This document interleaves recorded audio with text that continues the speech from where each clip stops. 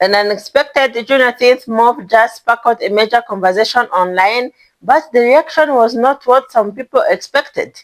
Asian American businesses tried to show support with Juneteenth sales and celebrations, but some Black Americans pushed back hard.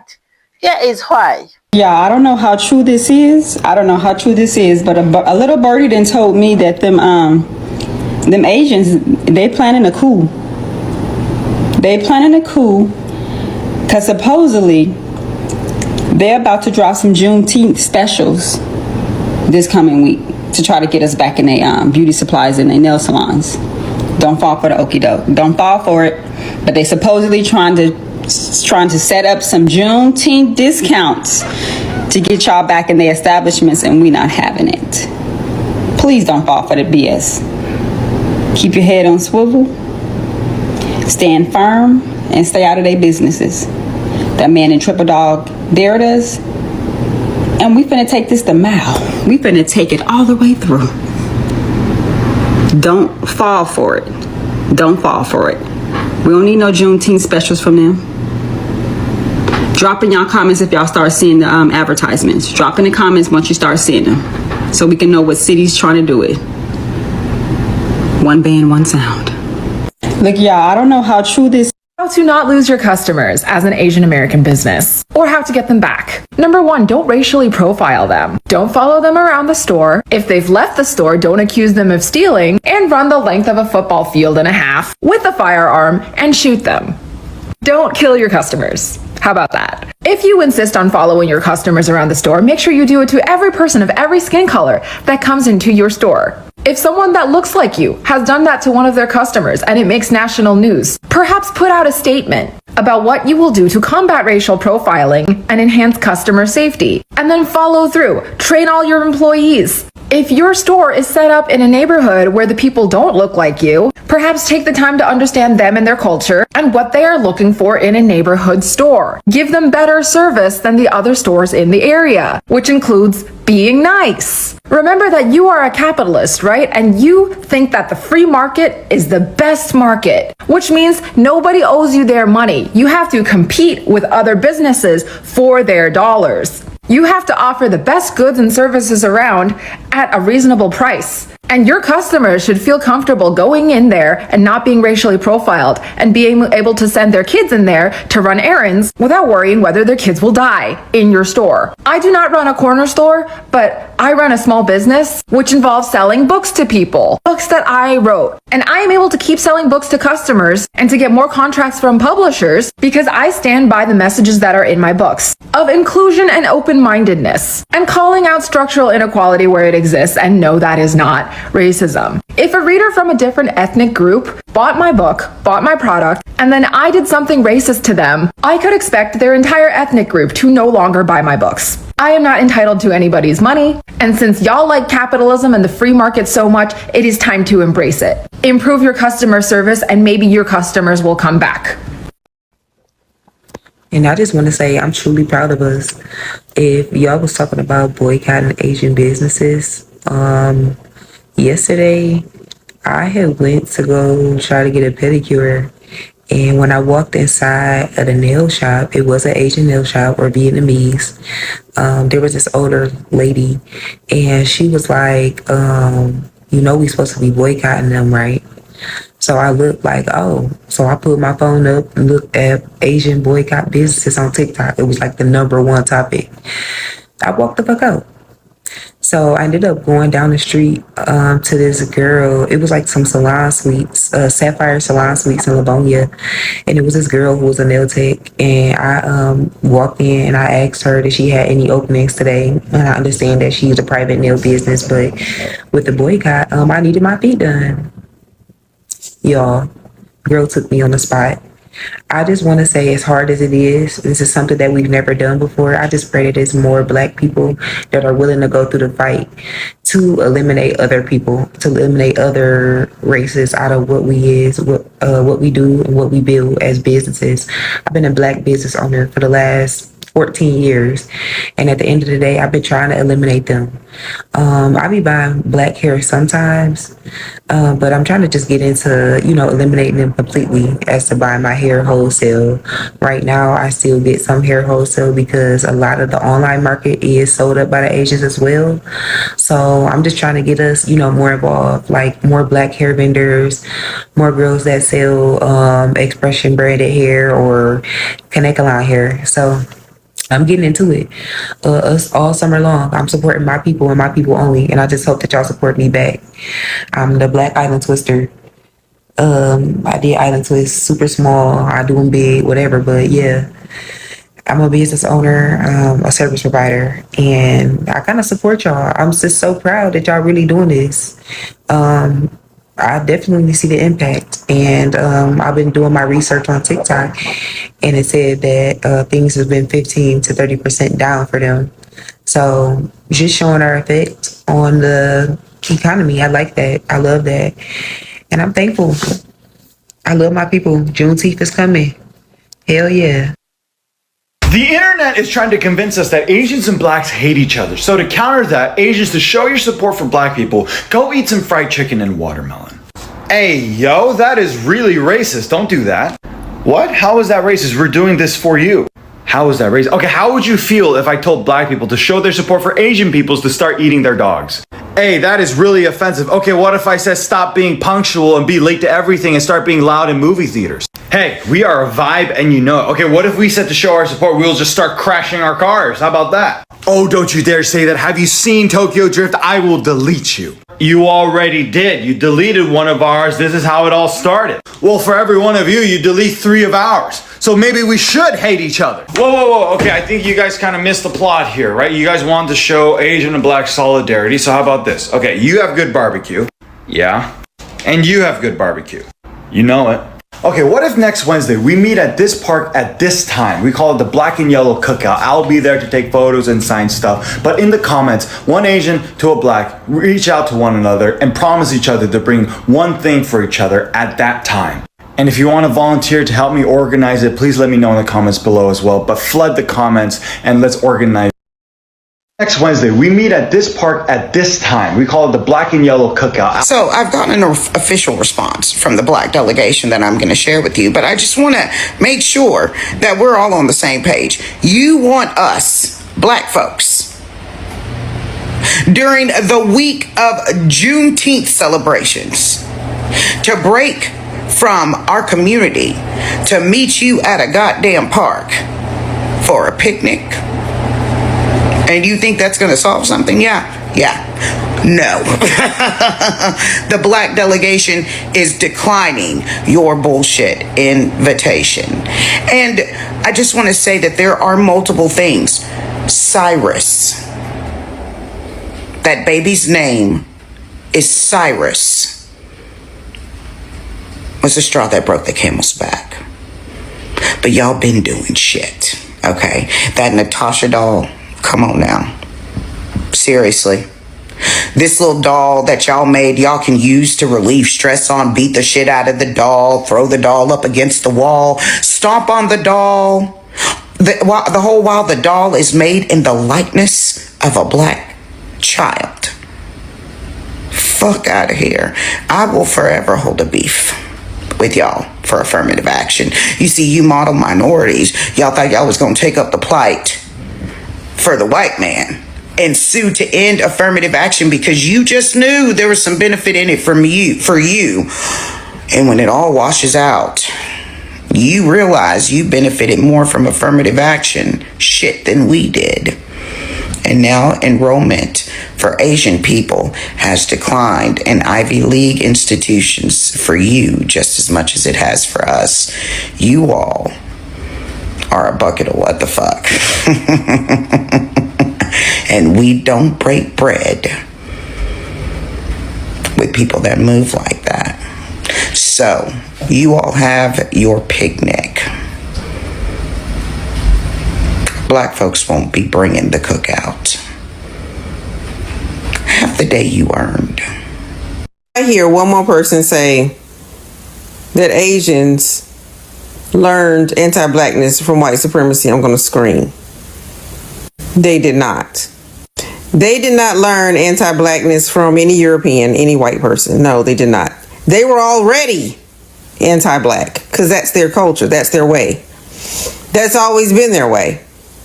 Okay?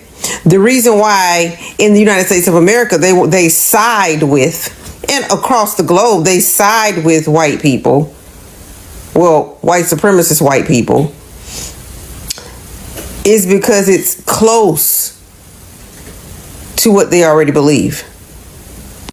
So a white person did not, oh my gosh, go and teach them anti-blackness. They were already anti-black. So please stop saying, oh, they're running up, oh, they learned it from, oh, they're doing this because white people taught them to. White people didn't teach them crap. They were already like that. Okay? So white folks ain't in this. White folks are not in this. This matter is Asians. Mr. Chow and what that hear me out man said who deleted his account. Yeah, that. This ain't got nothing to do with white folk. It's really fucking absurd to me how Asian businesses want compassion from black people right now, but it's just like, that man spoke for the collective. As a black person, I know that it's a lot of hostility when you go to these Asian businesses, these Asian hair stores, these Asian nail salons, these Chinese spots. They're always looking at niggas like a fucking criminal. And then it's like they want us to exclude them from the boycott, but their actions aren't gonna fucking change. These behaviors aren't gonna fucking change. At the end of the day, there will still be black people that go support these businesses and still get racially targeted, racially profiled, stereotyped. Why would I come spend my money with a group of motherfuckers who literally don't like me?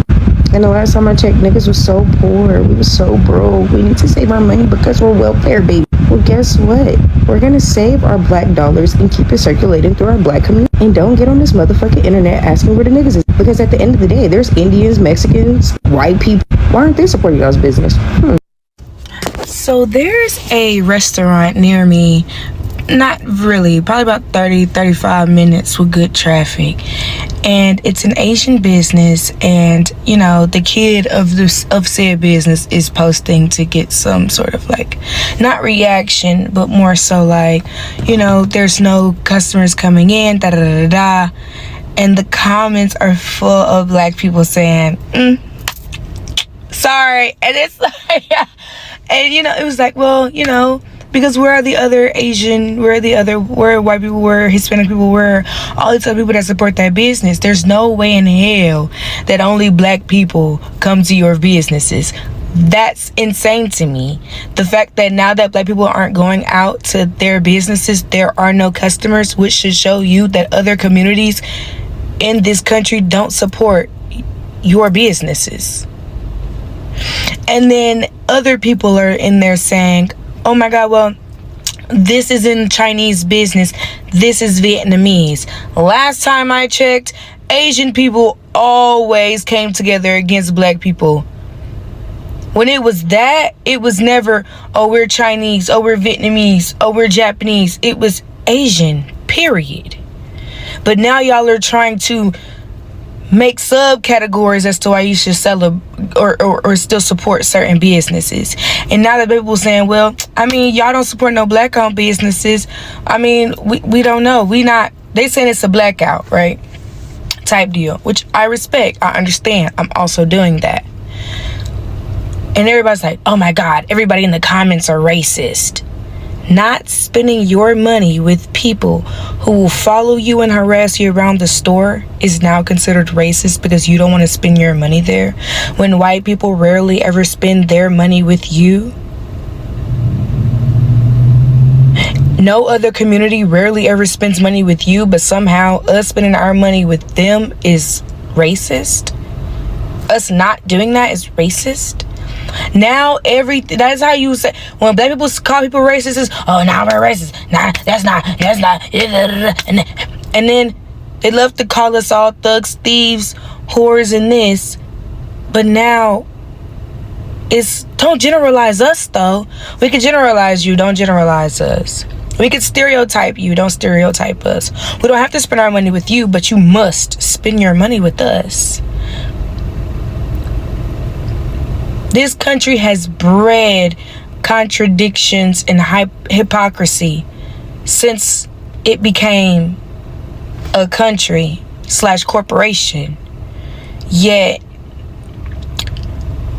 I don't understand. It's like black people will never be not under scrutiny. Why don't y'all blame white people for y'all not having businesses? You don't work where your business is. You don't live there. It's like the police. Where they live, where they work, they don't live there. They travel cities over. Your community, where your house is with white folk. You live in white people neighborhoods. Come to the black neighborhood and expect for us to spend our money there.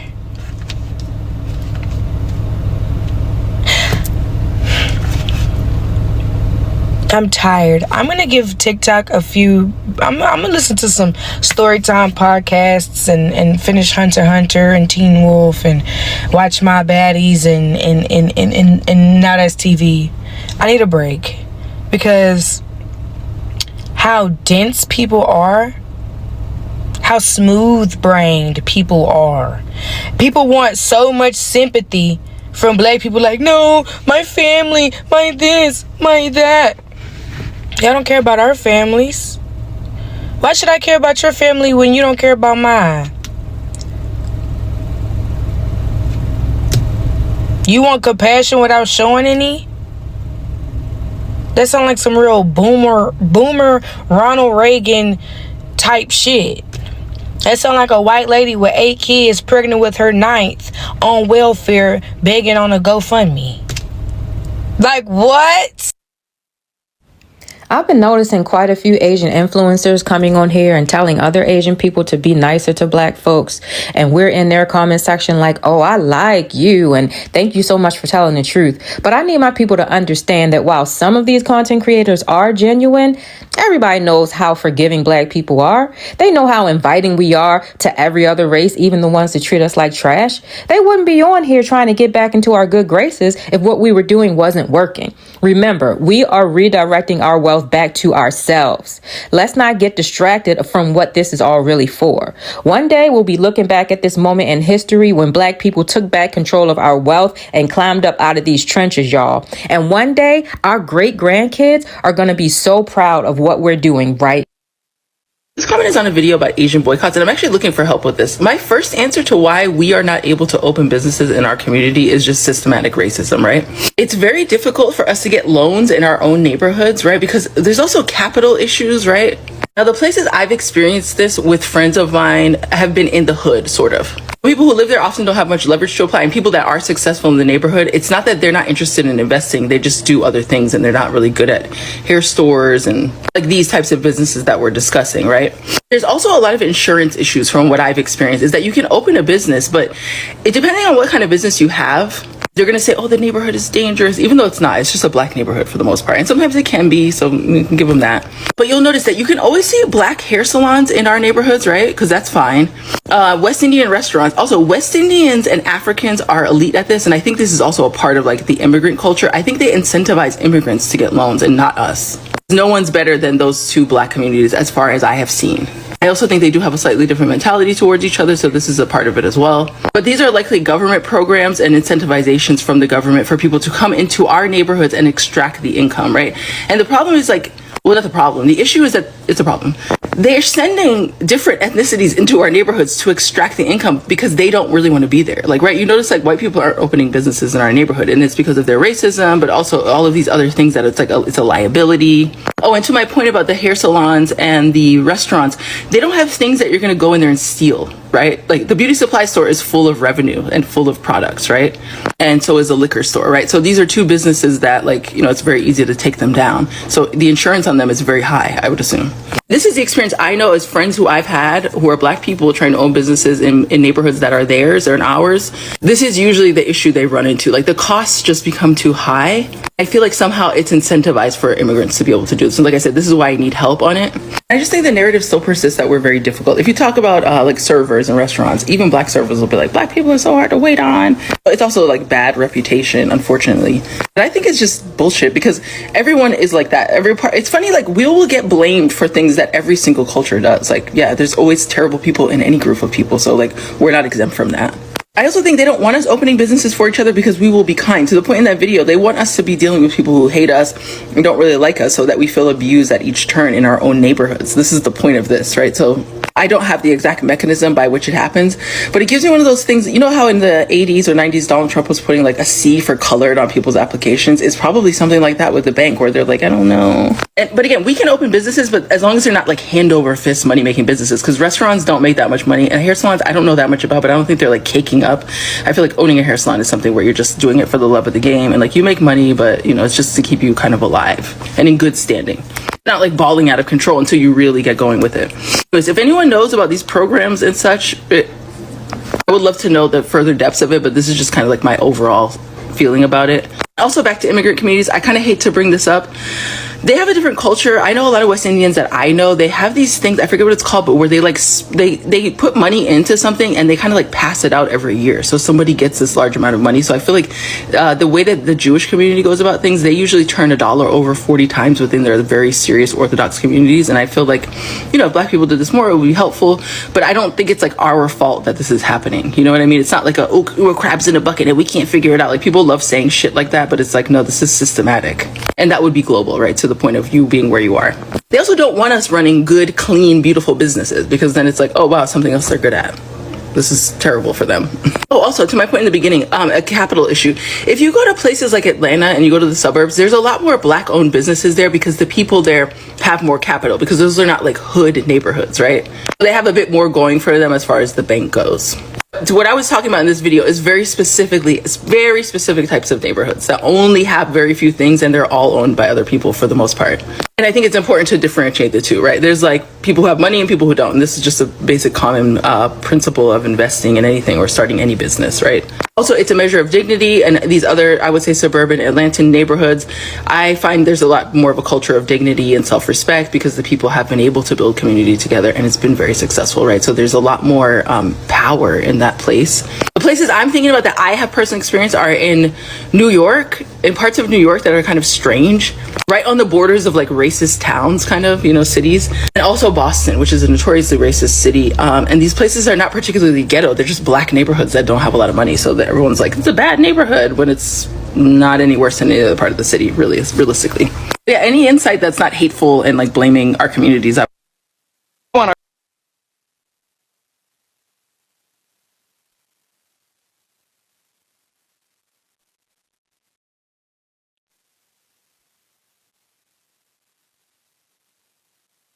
Juneteenth has become one of the most meaningful celebrations of freedom, history, and Black culture in America. But this year, a conversation started after some Asian American businesses and communities tried to participate by creating Juneteenth sales, events, and picnics. The idea was simple: show support, breed unity, and recognize an important moment in Black history. But the response online was mixed.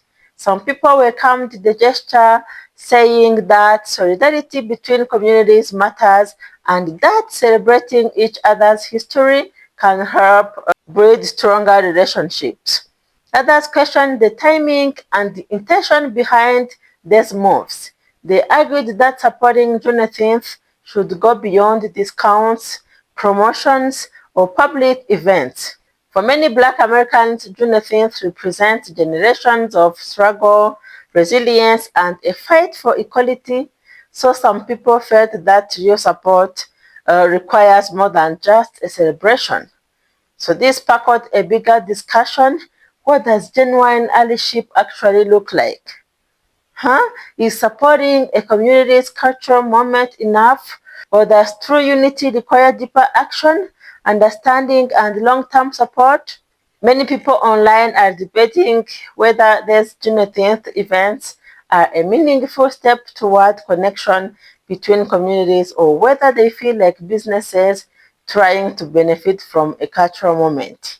At the same time, others are reminding people that Building relationships between different communities is complicated. Yeah, there are different experiences, different histories, and sometimes unresolved tensions that influence how people respond. The bigger question is, can communities come together while also respecting the experiences that shaped them? Because at the end of the day, Juneteenth is about freedom, progress, and remembering history. But conversations like this show that unity requires listening, learning, and understanding, not just showing up when a moment becomes popular. So, what do you think? Was this a genuine attempt at unity, or did businesses misunderstand the meaning behind Juneteenth? Let me know in the comments, and thank you so much for watching. I will see you in the next episode. Bye.